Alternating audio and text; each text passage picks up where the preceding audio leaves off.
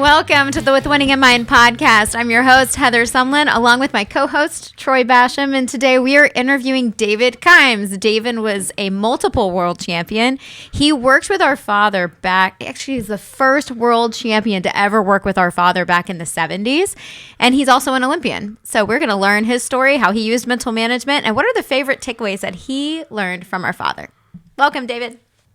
I shot Southern California Junior Rifle League when I was in high school, and about 20, 30 clubs would get together every 2 or 3 months, and that was great. You got to get to know all these kids and stuff. And then I shot in college, and Berkeley had a shooting team in those days, would you believe? It was Navy ROTC. So when I got out of college, I was working my first job after about a year, and November 22nd, 1963, President Kennedy was assassinated. Everybody's talking about it. They let us go home early from work. I opened my mail. Greetings to the president. You're hereby drafted. So I had heard about the Army Marksmanship Unit at Fort Benning, Georgia, that Eisenhower started after the Melbourne Olympics, when the Russians were at the top and Americans were at the bottom.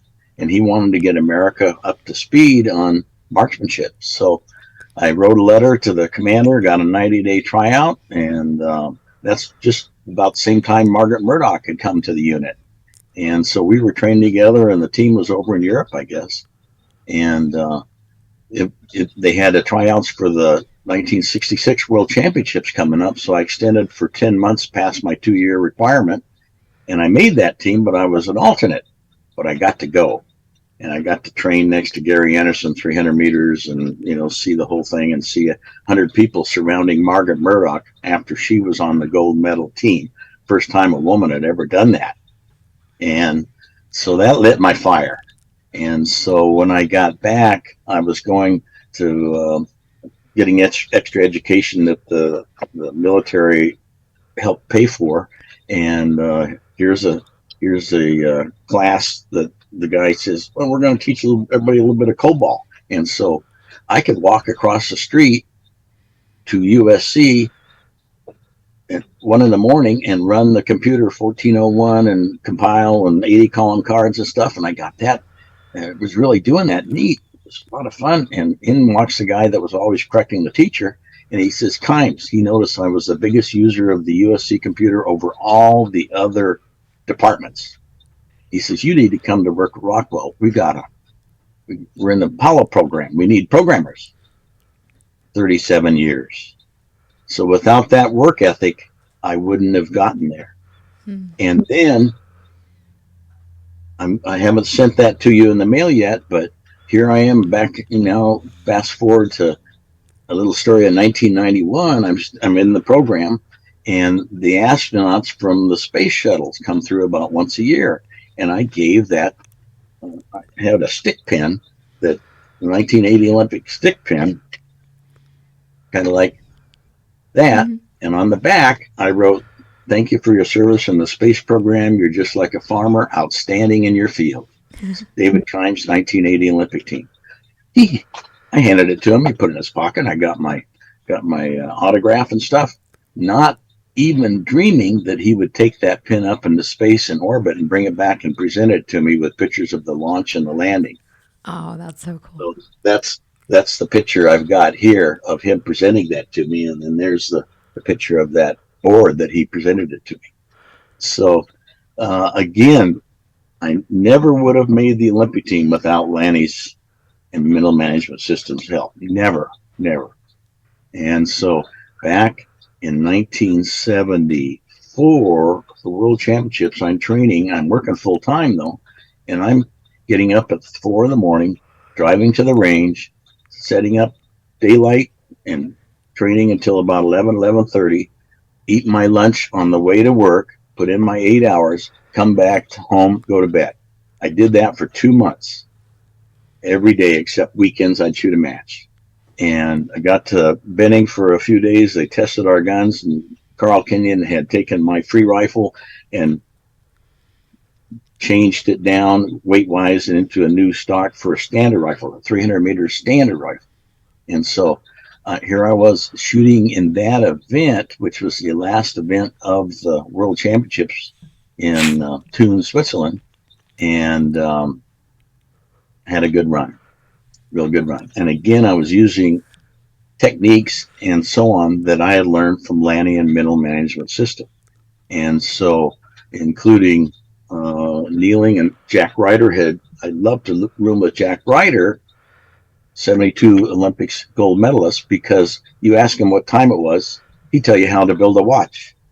So I then would ask him questions about placement of your feet for standing, blah, blah, blah, and then take notes and stuff. And so I learned a lot from him too. But the Olympic team, okay, that World Championship 74, I set the world record. And Lanny was standing back there watching that. Mm-hmm. And I had 100 my last 10 shots kneeling, which gave me, I Creedmored Lonus, and he got a silver and I got a gold. Do you know what Creedmored is? The what? Do you know what Creedmored is? Do you know what that means? No. So that means back then the last 10 shots was a tiebreaker. So if your last 10 was better than the other person, you won the tiebreaker. Oh, okay. Yep. Okay. That's what that means. So Lonus was not happy, but we did share the world record. And he can be unhappy, David. He won plenty after that and before that, right? What's that? I said he could be unhappy one day. He won plenty before that and after that. And I used his example. He got up in the morning and he told somebody that he figured a 575 would win the match. So that was his goal. No, when you set goals, you leave it open-ended. So if you start doing a lot better, you haven't limited yourself. But in looking at his kneeling, it looked like, oh, he's comfortable. He's got a 575. So he 10-10, then 9-10, 9-9, 10-10-10. You know, he looked like he was just comfortable. Well, he was right. A 575 won the match, but it wasn't his. It was mine. So leave that top open-ended when you set goals. And then if you start doing a lot better, you're home free. So that was the kind of the start of that. And I wanted to increase that world record 4 years later at the next World Championships. And so I was going to take off part of 1977, all of 78, 79, 80 from work and train full time. And I had talked to Lanny over in Europe about his mental management system that he was doing. And so then I flew to Texas and spent almost a week with him going through his programs and sitting and listening to his knowledge. And without that, I would not have won the Olympic tryouts in 1980. No and you way. and you set a world record again in 1978. That was my goal, and that's what I was doing. Was going to increase my world record in 78. Yeah, that was my goal. And that was standard rifle? Correct. Standard rifle, 300 meters.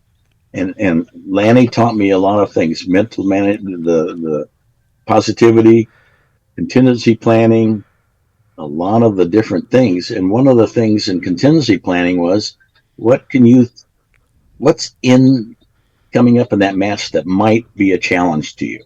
And so one of those was hearing somebody behind me, and here we are, 300 meters, earplugs, earmuffs, hearing somebody behind me saying, "Oh, Kimes, world record." Well, and here I am in my last few shots kneeling. So again, I did a number of things like that. But here I am in the last few shots kneeling, and I hear, "Oh, Kimes, world record." And you know, in visualizing that for a couple of 2 or 3 years, I would see myself, I would hear something like that, check the wind, close the bolt, shoot a center 10. I did that in my mind hundreds of times. I heard that, check the wind, close the bolt, shot a center 10. Kept on going, no problem. And again, I only increased my world record by 2 points. But later on, it was Bill Krilling, who had been World War II, Vietnam, Korea veteran. You know, he was kind of like me, hard of hearing, so he talks louder. And he was telling my dad in the bleachers, the second row there, because the scores are up high there, so you could see. And he was apparently saying, "Oh, Kimes, world record." But thanks to Lanny, I had that contingency planning, and that was one of the things that was included. And the other thing they announced right before the match, okay, we're going to check the top 10 shooters triggers after you're finished because of 1,500 grams or 3 1/3 pound requirement. Well, I was shooting a backup gun owned by Bob Alward and Ernie Bandizandy, and I had gone through control 2 or 3 weeks earlier, and I didn't know if that trigger was consistent. And they announced that before we shot, and I said, well, it's no use to worry about that. That's a waste of time. So I put it out of my mind. And so after my last shot, I'm still looking down range, and finally it all hit me, you know. And okay, Mr. Kimes, I want to check your trigger. So I released the sling and I handed it back to him. I didn't even look at it. Don't you want to do it, Mr. Kimes? Nope. I just kept looking down range. And pretty soon I hear a click. Okay, Mr. Kimes, it passed. So life was good. But things like that, learn from Lanny about positivity, especially positivity, visualization, mental rehearsal, contingency planning, and, the mind can only think about one thing at a time. So you want to think positive things, and you're eliminating, therefore, the negative. So that was one of the many good things that I learned from him. And again, I spent a week with him going through his program, and that was huge. I only increased my world record by 2 points. So all of that paid off. And then without him showing me how to do shading, Kentucky windage, with iron sights, at the Olympic tryouts, the first of 3 days, the wind was like 20 miles an hour, and then would slow down to almost nothing in reverse direction and go up to 5, 10, 15, 20 miles an hour after over 3, 4, 5, 6, 7 minutes, and then come back down. Kept switching back and forth for 2 hours. Okay, and they give you 15 sighters, but they had good flags up. So when the wind got down to nothing, I clicked to make sure I was centered, and then I kept holding center for all of my sighters and watching where those shots would go, and look at the flags. I did that, and then when the wind would switch and go the other way, I'd do the same thing. And I started started the match, 2 hour time limit. I had a 599 out of 600. Nobody was close. Without that, I would not have won the tryouts. So I was blessed in many ways. Lanny taught you how to read wind and shoot in the wind? He taught me how to do precision shading. Wow. That's what he called it, precision shading. Yeah, it's amazing what he tells people that he didn't tell his own kid. Oh, I'm sure you just didn't listen. I'm sure he tried to teach you, and you were a teenager not listening. Yeah, that's probably right. I probably wasn't listening as a teenager. Yeah, but he said if you're going to do any shading at all, you have to train over 50% of your shooting time training in that. And most people will try it once in a while or a little bit, but no, I was doing it maybe 50, 60, 70% of the time, training precision shading. And like I said, nobody was close to my 599 on that windy day. Well, it's hard to commit to something that looks quite different in your sights that you've trained for all your life. Here you are, you're centered. For people watching that don't know how iron sights work, we have a round aperture inside the front sight. The front sight's round, and of course you center that with your rear sight, so it's all circular. And so if the bull is in the middle of the aperture and the front sight's in the middle of the rear sight, and your head position's perfect, and you let that shot go off and you don't disturb the movement, well, it's going to be a 10. It's going to be right down the middle. So, but if the wind's moving, you hold off. Well, if you're not used to holding off, your subconscious is going to want to move back to the middle, because that's what you're training to do all the time, Maybe this is why I didn't shoot, because that just sounds complicated. Well, see, that was the thing. My follow-through, when I first started doing that, would pull it right back to center. And so I had to learn to follow through and hold that shade while that bullet was traveling down my barrel. And that was not happening right at the beginning. Well, now go back in the beginning. When you started shooting, did you start with, what caliber did you start shooting? Were you 22? Was it air gun? I mean, did you start with service rifle? What what kind of shooting did you start in your competition when you were youth? Yeah, for competition. Yeah, that was a guy at high school I was talking to and having lunch every day. And I mentioned that I'd gone to southeastern Oregon where my great grandparents came across in covered wagons, and there was a gun there. And I said, Dad, can we go shoot that? Anyway, it was a 22 rifle, and he showed me the safety and stuff. And so I told this guy that. He says, well, you ought to come to the South Coast Gun Club. My dad's a coach. Without that conversation, I wouldn't be here today. So I went to South Coast Gun Club, where Irvine is right now in Southern California, and went through the different programs, Pro Marksman, all the way up through Expert, blah, blah, blah, and then the Southern California Junior Rifle League, and then college. So it was all 22. Yeah, it was 22 rifles. So that's how I got my start. So as far as your world titles are concerned, you're talking about how important positive thinking, having a mental process, contingency planning, all these things that helped you. But from my understanding, you're pretty much a positive person anyway. So, and that's what I talk to the Wounded Warriors I coach, as well as the juniors. You never have a bad day. You have a room for improvement day. You never have a bad shot. You have a room for improvement shot. And somebody says, oh, that was awful. No, you don't say that. There was room for improvement. And that really pays off with the juniors as well as the Wounded Warriors I work with, because nothing is awful, nothing is bad. It's just room for improvement, or nothing. You had a bad day. No, that was a challenging day. That was a challenging match or whatever. And what did you learn? And we get them to try to journal what they learn, all in positive statements. And that's one of the things I learned from Lanny too. Everything is in positive statements. You never put a not. It's just like you didn't do that. And a lot of times they won't hear that. They don't hear the not or the didn't.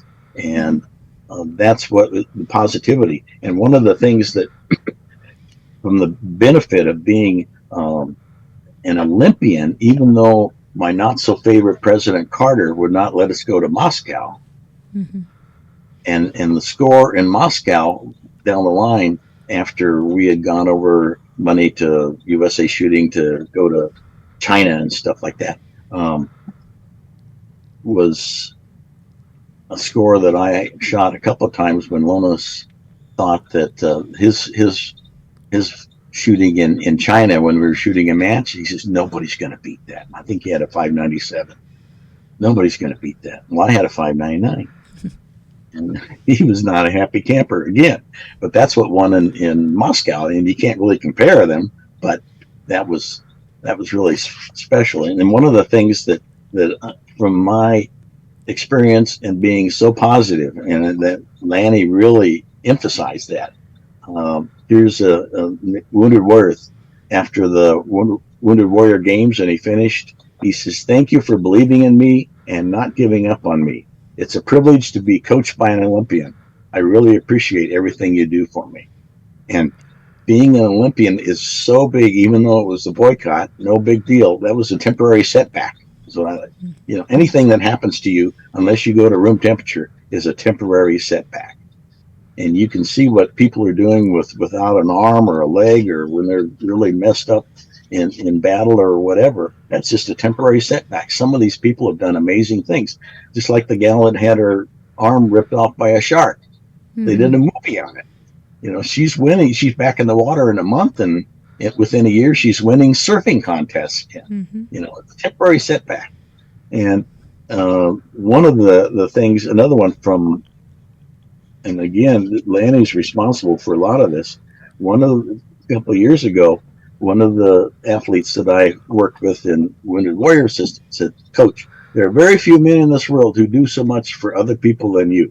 You inspire people, and for some, they are near the end and have lost the will or strength to continue fighting.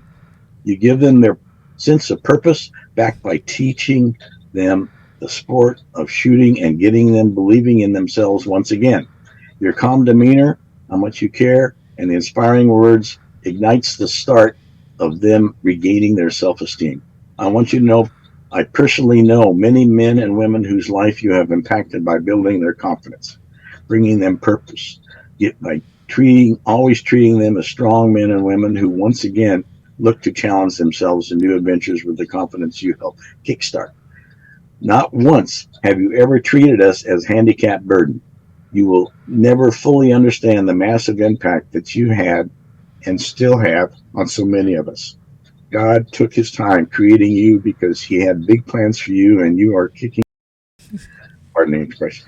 That day, you and Robert sat with me, comforting, listening to me, and giving me so much wonderful advice, truly set my life on a new course.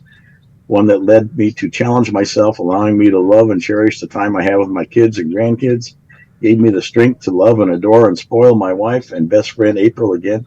You let me know it's okay to accept and embrace the new me and all the challenges it comes with. But most of all, I was not afraid of what future holds.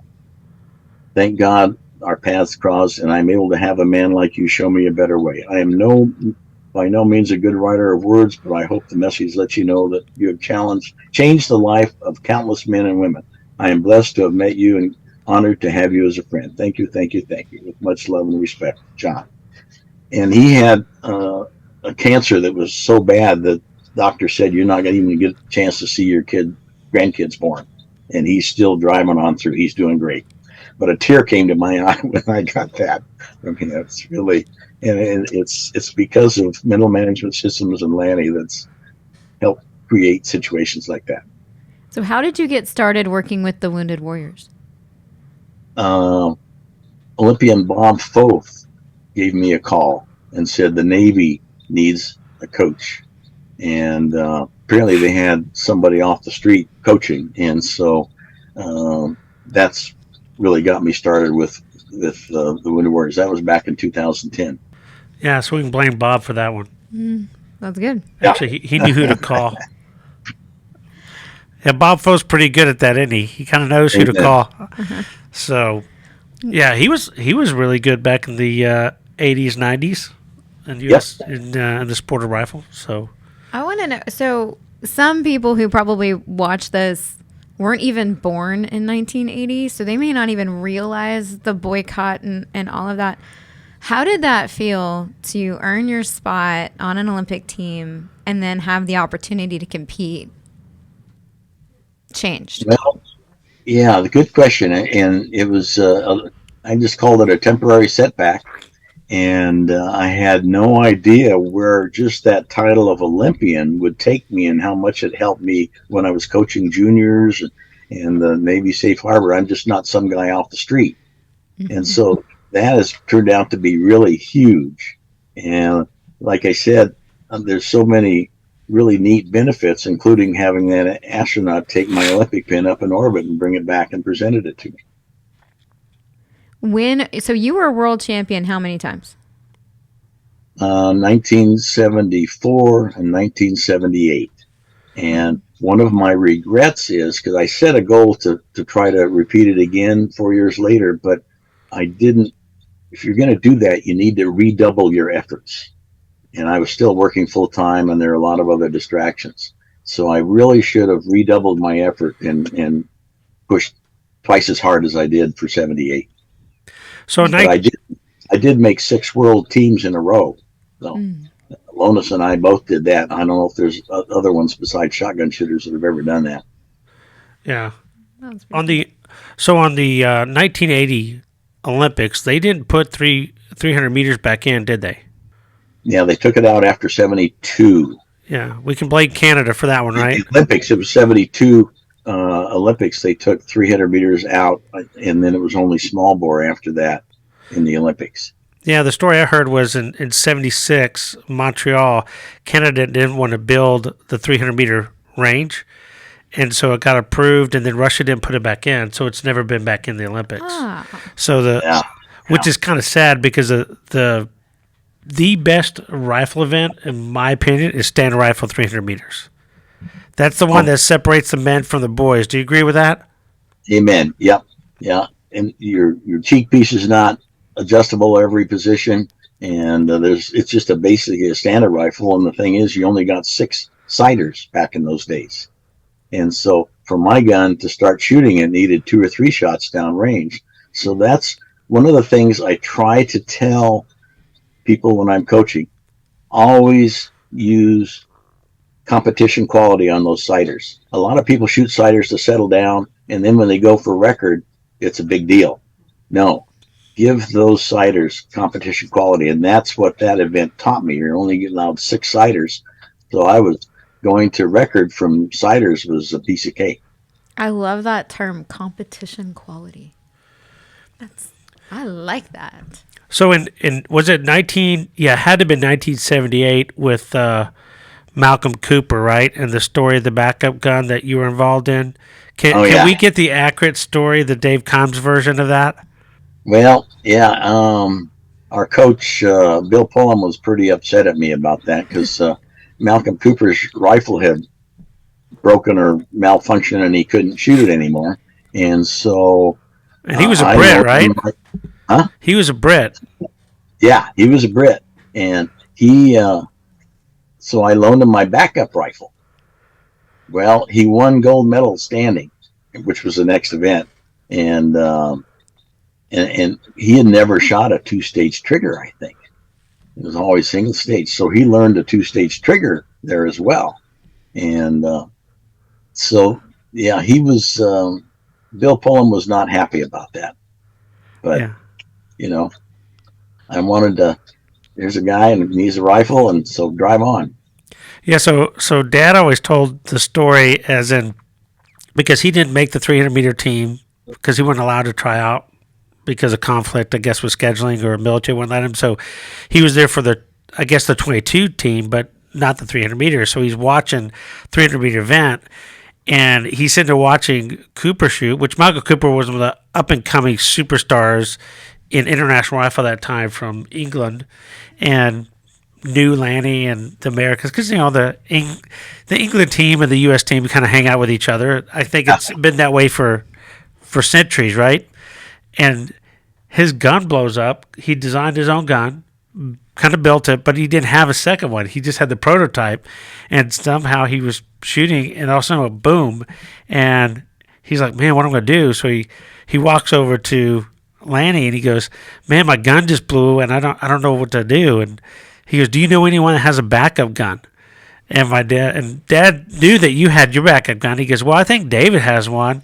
And he said, well, do you think you'll lend it to me? Because if he lends it to me, I'm probably going to win. I'm going to beat him with it. He already had the confidence that he was going to win no matter what rifle he was shooting. And I think he also had the confidence that if he got a rifle from one of the Americans, he knew that gun was going to shoot.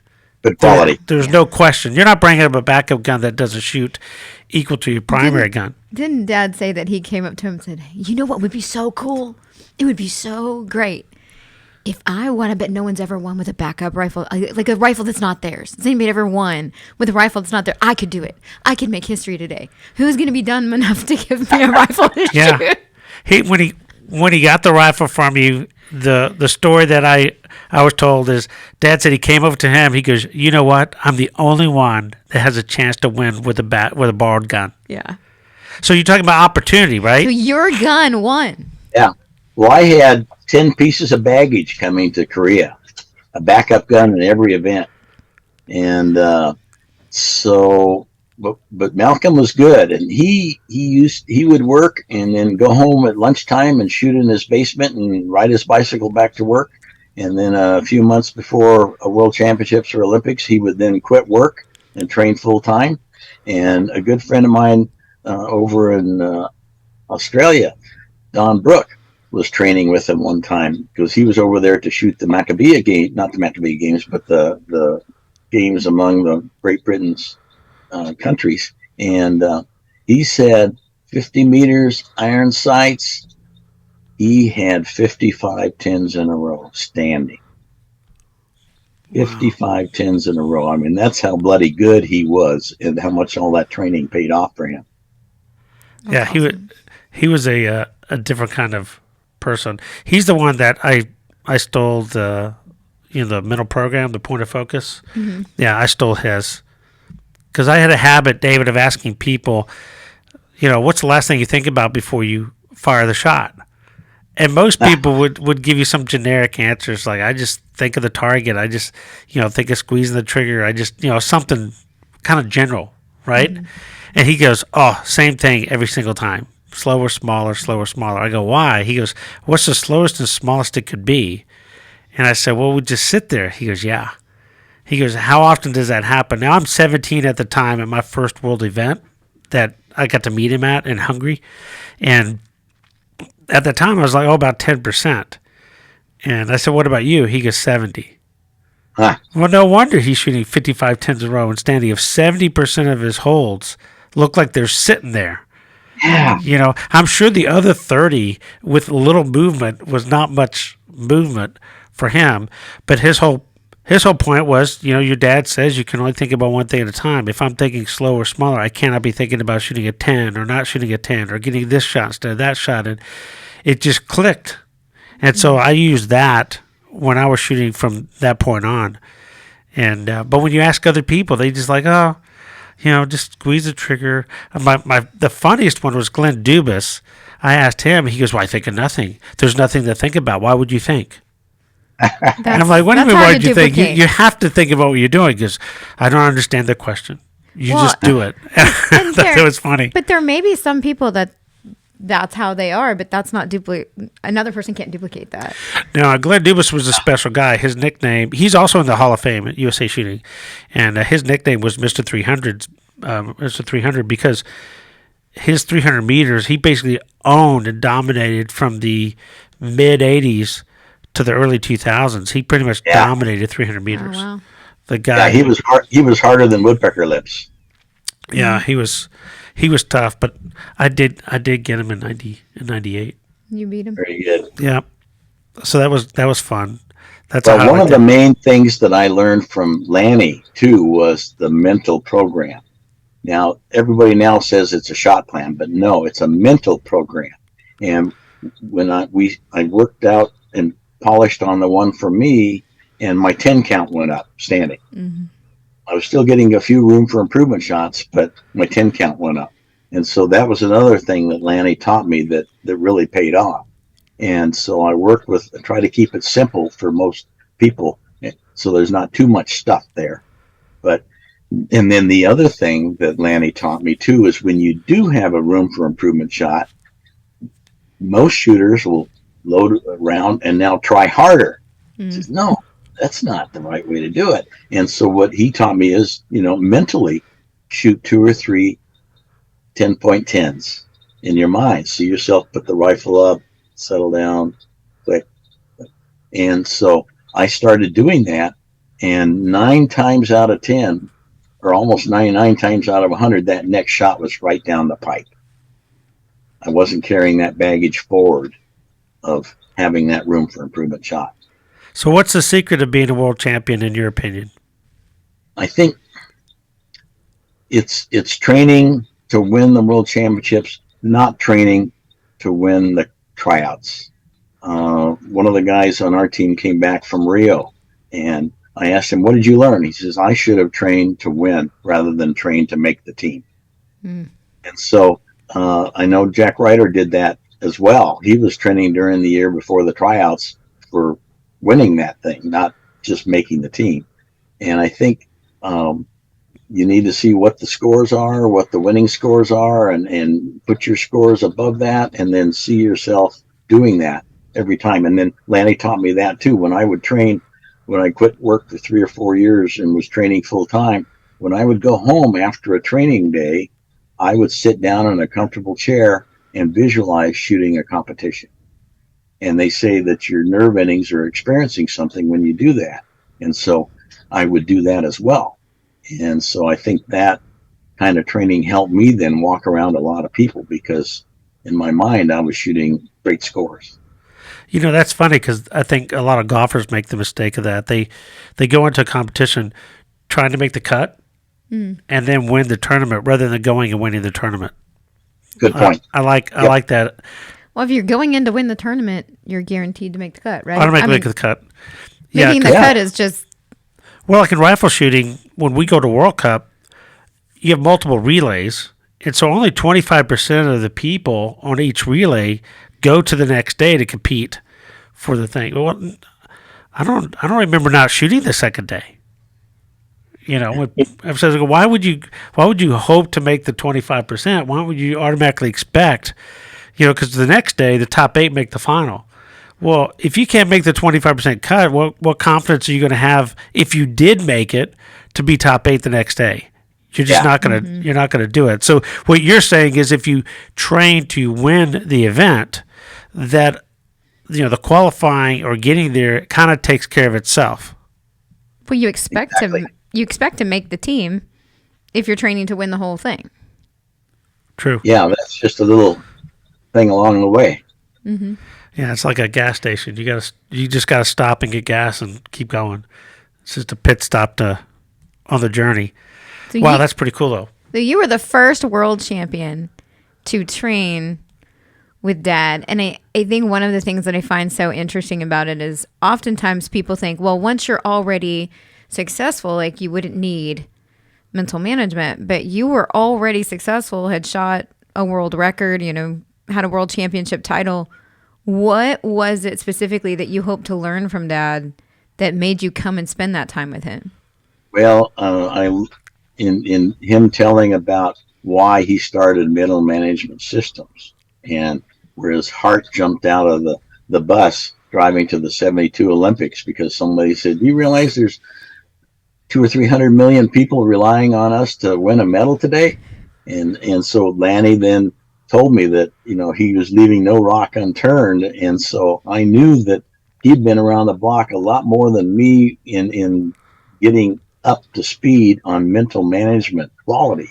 And so and again, I wanted to leave no stone unturned. And when I talked to him over in Europe about his mental management systems, I said, I got to come to this, got to do this. And again, I only increased my world record by 2 points. So that was huge. I could not have done that without Lanny's help and advice and all the good stuff that he told me during that week I was there camping out at his house. I remember, I want to say you wrote something that we used in an early newsletter about needing insurance. And you looked at training with Dad as a way to gain some insurance of being able to win that world championship title again. Yeah. Good point. I'm going to see if I can find that. I was really blessed. Like I said, wouldn't have made the Olympic team without him. And again, that was huge. Nobody was close. It's so awesome. What's your advice to people who are listening to this, and what's a closing remarks of some advice to someone, no matter what their dream is, what their goal is, or what they're shooting for? Got to stay positive. Always stay positive. Again, everything at the worst is only a temporary setback, and you need to keep positive. Follow through with all these wonderful things that you've learned to stay right down the center. And again, for me, it was Lanny and your newsletters and again, positive notes. Keep a journal. And then before I would go out the next day, I would look at the journal and underline 2 or 3 things that I wanted to stay positive about. And to me, that was huge. And when I catch a pretty good shooter not keeping a journal, I said they're going to take a lot longer to get there, or they will never get there where they want to go. So keep a journal, stay positive, and stay informed and stay in touch with mental management systems. You guys are outstanding. Awesome. If you're interested in learning how you can get a journal, go ahead and check the link in the comment section. We'll link over to where you can purchase a journal. If you want to hear more about what David has to say about exactly how he used mental management in competition, join our Patreon channel. We will have an extended interview with David that we will post for our silver and gold level members, and we hope that you'll join it. Like this if you do, share it with a friend, and we'll see you next time.